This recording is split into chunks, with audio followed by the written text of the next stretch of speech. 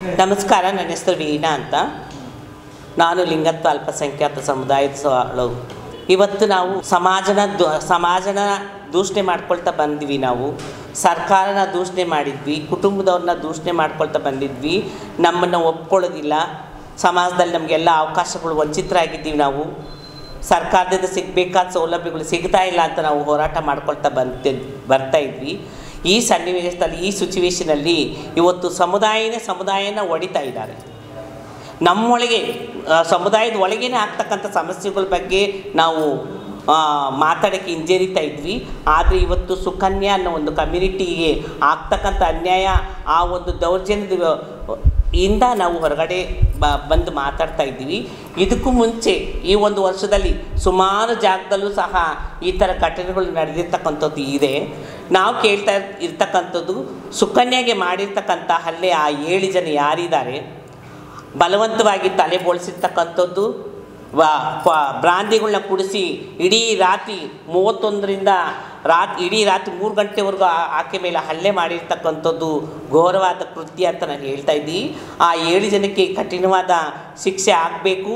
ಆ ಸುಕನ್ಯಾ ಯಾರಿದ್ದಾಳೆ ಆಕೆಗೆ ನ್ಯಾಯ ಸಿಗಬೇಕಂತ ನಾವು ಲಿಂಗತ್ವ ಮತ್ತು ಲೈಂಗಿಕ ಬಹುತ್ವಕ್ಕಾಗಿ ಚಳುವಳಿ ಏನು ರಾಜ್ಯ ಮಟ್ಟದ ಸಂಘಟನೆ ಇದೆ, ನಾವು ಉಗ್ರವಾದ ಪ್ರತಿಭಟನೆ ಮಾಡ್ತಾ ಇದ್ದೀವಿ. ಅವ್ರಿಗೆ ಕಠಿಣವಾದ ಶಿಕ್ಷೆ ಆಗಲೇಬೇಕಂತ. ಇದರಲ್ಲಿ ಪೊಲೀಸ್ನವ್ರು ಕೈವಾಡ ಇದೆ ಅಂತ ನನಗೆ ಅನಿಸ್ತಾ ಇದೆ. ಯಾಕಂದರೆ ಇನ್ನೂ ಯಾರು ಸುಕನ್ಯಾ ಇದ್ದಾಳೆ, ಅವಳು ಆಸ್ಪತ್ರೆಯಲ್ಲಿ ಟ್ರೀಟ್ಮೆಂಟ್ ತಗೊಳ್ತಾ ಇದ್ದಾಳೆ.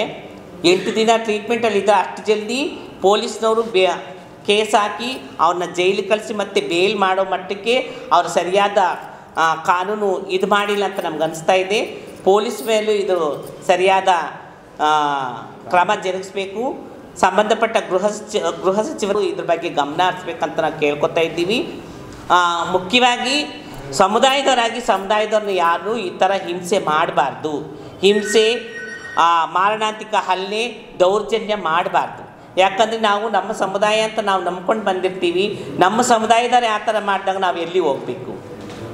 ಅದು ಹಣ ಅನ್ನೋ ಒಂದು ಕಮಾಯಿಗೋಸ್ಕರ ಈ ಥರ ಮಾಡ್ತಕ್ಕಂಥದ್ದು ಸರಿ ಇಲ್ಲ. ನನಗಿಷ್ಟ ಇದೆ, ಈ ಮನೇಲಿ ಇರ್ತೀನಿ, ಇಲ್ಲಾಂದರೆ ಬೇರೆ ಮನೆಗೆ ಹೋಗ್ತೀವಿ. ಅದಕ್ಕೆ ಅವಕಾಶ ಇರಬೇಕು. ಹಾಗಂತ ನನ್ನ ಬಿಟ್ಟು ಹೋಗ್ತೀಯ, ನನ್ನ ಕಮಾಯಿ ಹೋಗುತ್ತೆ ಅನ್ನೋ ದೃಷ್ಟಿಯಿಂದ ಒಬ್ಬರ ಮೇಲೆ ಈ ಥರ ಮಾರಣಾಂತಿಕ ಹಲ್ಲೆ ಮಾಡೋಂಥದ್ದು ಎಷ್ಟು ಮಟ್ಟಿಗೆ ಸರಿ, ಇದನ್ನು ನಾವು ಖಂಡಿಸ್ತೀವಿ.